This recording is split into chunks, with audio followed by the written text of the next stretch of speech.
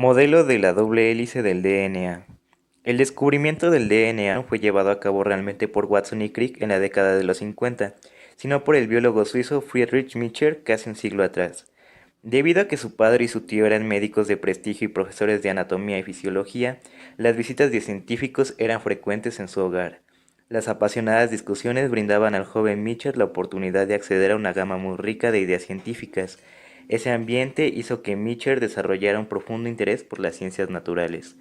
En 1869 fue el primero en identificar a lo que él llamó nucleína, después nombrada como ácido nucleico, en el interior del núcleo de glóbulos blancos humanos, es decir, leucocitos. Miescher hizo arreglos para que una clínica quirúrgica le donara vendas usadas y recubiertas de pus de algunos pacientes. Cuando tuvo las vendas las lavó y planeaba filtrar los leucocitos para posteriormente extraer e identificar las diversas proteínas dentro de los glóbulos blancos. Se encontró con una sustancia del núcleo celular que tenía propiedades diferentes a las de las proteínas, incluyendo un mayor contenido de fósforo y resistencia a la proteólisis, por lo que concluyó que había descubierto una nueva sustancia. Pasaron varias décadas para que las propuestas de Miescher fueran tomadas en cuenta por la comunidad científica, y aunque muchos integrantes del gremio ignoraron sus aportes, fueron los cimientos de los conocimientos que tenemos hoy en día sobre el DNA. Phoebus Levin fue el primero en descubrir el orden de los tres componentes principales de un nucleótido: fosfato, azúcar y base nitrogenada. Descubrió la ribosa y la desoxirribosa y fue el primero en identificar correctamente la forma en la que el DNA y el RNA se unen. Phoebus Aaron Theodore Levin nació el 25 de febrero de 1869.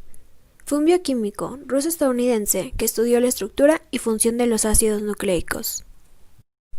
En el año de 1919 propuso que los ácidos nucleicos están formados por una serie de nucleótidos y que cada nucleótido estaba compuesto por una de las 4 bases nitrogenadas, una molécula de azúcar y un grupo fosfato. Levin también propuso lo que llamó una estructura tetranucleotídica, en la que los nucleótidos siempre estaban enlazados en el mismo orden, es decir, guanina, citosina, timina, adenina, guanina, citosina, timina, adenina, y así sucesivamente. Sin embargo, los científicos finalmente se dieron cuenta de que la estructura tetranucleotídica propuesta por Levin era demasiado simplista, y que el orden de los nucleótidos a lo largo de un tramo de DNA o RNA es de hecho muy variable. Después, Alexander Todd, un químico orgánico nacido en Reino Unido, determinó que la cadena principal de la molécula de DNA estaba compuesta por grupos fosfato repetidos y grupos de azúcar desoxirribosa. El biólogo estadounidense James Watson y el físico británico Francis Crick propusieron su famoso modelo de la doble hélice del DNA. Fueron los primeros en cruzar la línea de meta en esta carrera científica. En 1962 recibieron un premio Nobel de Fisiología y Medicina como reconocimiento a sus trabajos sobre la molécula del DNA. Crick y Watson reconocieron, en una etapa temprana de sus carreras, que adquirir un conocimiento detallado de la configuración tridimensional del gen era el problema central de la biología molecular. Sin tal conocimiento, la herencia y la reproducción no podrían entenderse. En lugar de realizar nuevos experimentos en el laboratorio, Watson y Crick principalmente recolectaron y analizaron fragmentos de información existente y los juntaron de formas novedosas y reveladoras. La cristalografía de Franklin dio a Watson y Crick importantes pistas sobre la estructura del DNA. Algunas de estas provenían de la famosa imagen de difracción de rayos X del DNA, una imagen de difracción de rayos X del DNA sorprendente y extraordinariamente clara que produjeron Franklin y su estudiante de posgrado. El patrón de difracción en forma de X de la imagen de Franklin inmediatamente le sugirió a Watson una estructura helicoidal de 2 cadenas para el DNA. Después de varios intentos fallidos de encontrar la estructura de la molécula del DNA, Jerry Donoghue, un químico físico estadounidense, le señaló a Watson y Crick que la configuración de los anillos de carbono, oxígeno, hidrógeno y nitrógeno en la timina y guanina, que se mostraba en la mayoría de los libros de texto de química, era incorrecta. El 28 de febrero de 1953, Watson, tomando en cuenta la señalización de Donoghue, puso estas dos bases, timina y guanina, en la configuración correcta. Formó modelos de estas moléculas con un pedazo de cartón y se dio cuenta de que cuando una molécula de adenina se unía con una de timina, era muy parecida a la unión de una molécula de citosina con una de guanina, y que cada pareja podía mantenerse unida formando puentes de hidrógeno.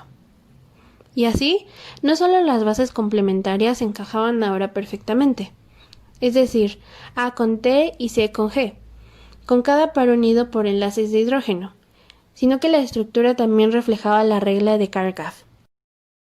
Estas uniones no solo obedecían las reglas de Chargaff, sino que también podían encajar perfectamente entre las dos cadenas principales helicoidales de azúcar fosfato del DNA. Este descubrimiento también era compatible con lo que el modelo de patrón de difracción de rayos X había demostrado, lo cual era que las cadenas principales del DNA se desplazaban en direcciones opuestas una de la otra, una hacia arriba y la otra hacia abajo. La regla de emparejamiento de las bases nitrogenadas sugirió un mecanismo de replicación del DNA, ya que dada la secuencia de las bases en una de las cadenas, la otra era automáticamente determinada. Es decir, que cuando las dos cadenas principales se encuentran separadas, cada una de ellas sirve como una base para la formación de la nueva cadena complementaria. La función de esta estructura del DNA es que la doble cadena de la molécula podía producir copias exactas de sí misma y acarrear instrucciones genéticas. La secuencia de las bases nitrogenadas genera un código en el cual la información genética puede ser almacenada y después transmitida. Las mutaciones ocurren cuando esta secuencia se cambia. El descubrimiento de Watson y Crick también fue posible gracias a los recientes avances en la construcción de modelos o el ensamblaje de posibles estructuras tridimensionales basadas en distancias moleculares y ángulos de unión conocidos, una técnica avanzada por el bioquímico americano Linus Pauling. Durante las décadas de 1970 y 1980, ayudó a producir técnicas científicas nuevas y poderosas, específicamente la investigación del ADN recombinante, la ingeniería genética, la secuenciación rápida de genes y los anticuerpos monoclonales, técnicas en las que se basa la industria biotecnológica multimillonaria de hoy. La doble hélice no solo ha remodelado la biología, se ha convertido en un icono cultural, representado en la escultura, las artes visuales, la joyería y los juguetes.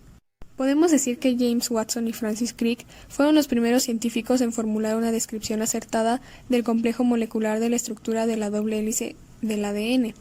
Su trabajo fue dependiente de las iones de muchos otros científicos, incluyendo a Friedrich Miescher, Phoebus Levene y Erwin Chargaff.